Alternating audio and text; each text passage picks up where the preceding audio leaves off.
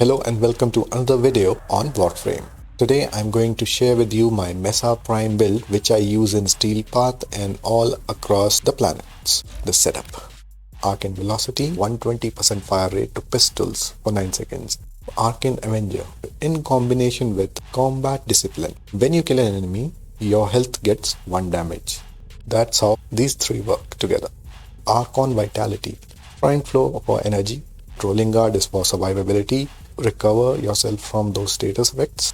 Narrow-minded, giving me 99% ability duration. I use Blind Rage for ability strength, and you would notice 45% ability efficiency. This will help you replenish your health and energy at the same time equally, so you don't need to worry about negative efficiency. Yes, your energy might get depleted if there are no enemies to kill. Remember, when there are enemies to kill, you will get your resources back when you kill an enemy. If it's a health orb, it will give you energy. If it's an energy orb, it will give you health. Many of you won't have an Umbra Forma ready. That's why even having this is okay. For people who do have an Umbra Forma applied, you can use the slot to make room for this maxed and this maxed. Don't reduce this. This is needed to save Mesa from a lot of damage. I replaced first with Nourish. Now with a range of 34, this ability takes a little bit of a hit, but still it's manageable. Third ability is important. It gives you 95% damage reduction, which is important. You might have dealt a lot of damage, but when you want to extract, this helps you reach the extraction point combined with adaptation. In the Exiles slot, I use Mesa's Vaults because when you use the fourth ability, you are stuck in one stationary position. So with Mesa's Vaults, you gain 50% movement speed while using the fourth ability. And combine that with Parker Velocity, you are able to move around the map very quickly. Now let's come to the Regulators Prime build. So I am using a corrosive heat build. This is the best possible combination. Galvanized diffusion max, 110% multi-shot. Galvanized shot for status chance. On kill, 40% extra. 165% electricity. Toxin status chance, this mod. Then I'm using critical. This build is made for crit chance and crit damage. So you have critical damage, critical chance, fire rate, as you know why, and heat.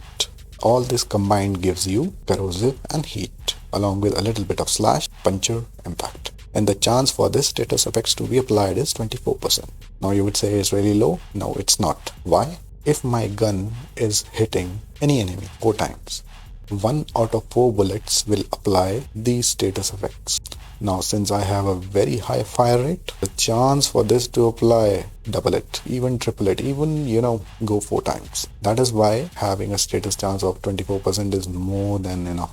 And you have a crit chance and crit multiplier already on your weapon. Combine that with a fire rate which is so high that this 24% is doubled. Not even doubled, it's tripled.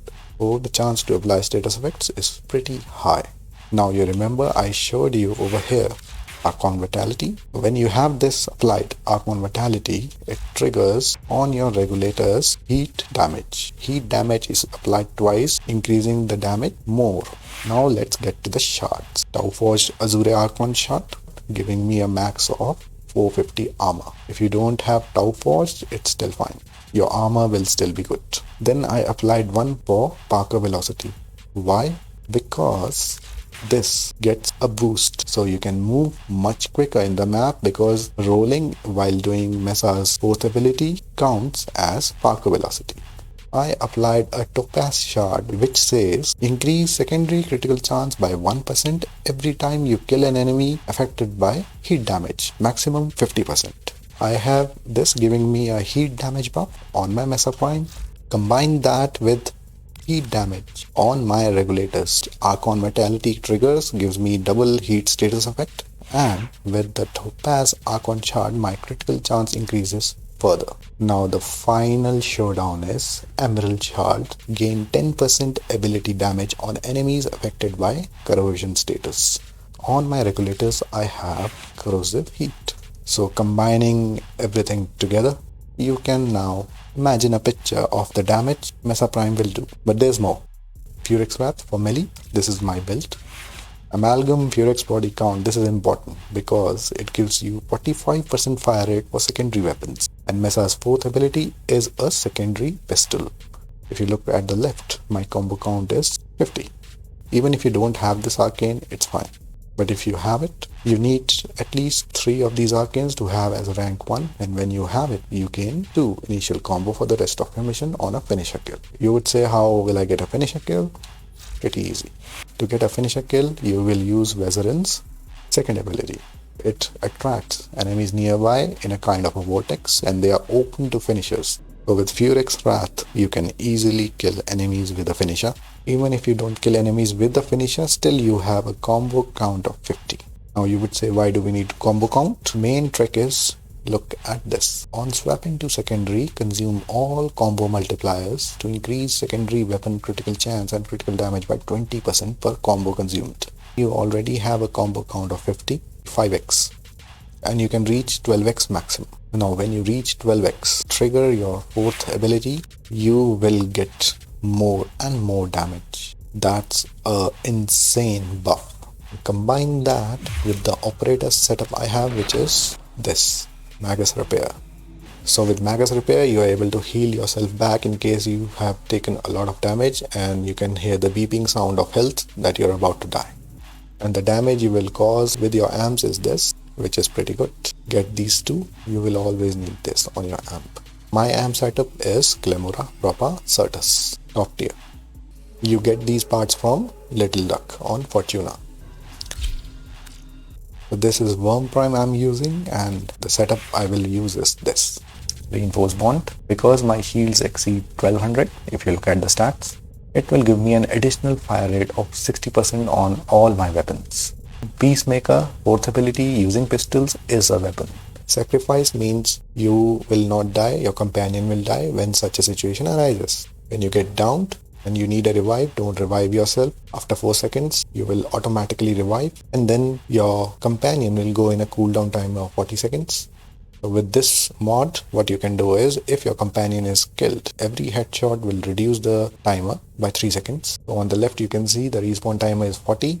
With primed regen, your cooldown timers is reduced by 35 seconds, which means 40 seconds was the respawn timer. You reduced it by 35 seconds. 5 seconds left. Now you have this mod. You give 2 headshots, your companion is revived. This is the setup I am using on my Warframe. It gives me fire rate and an additional revive.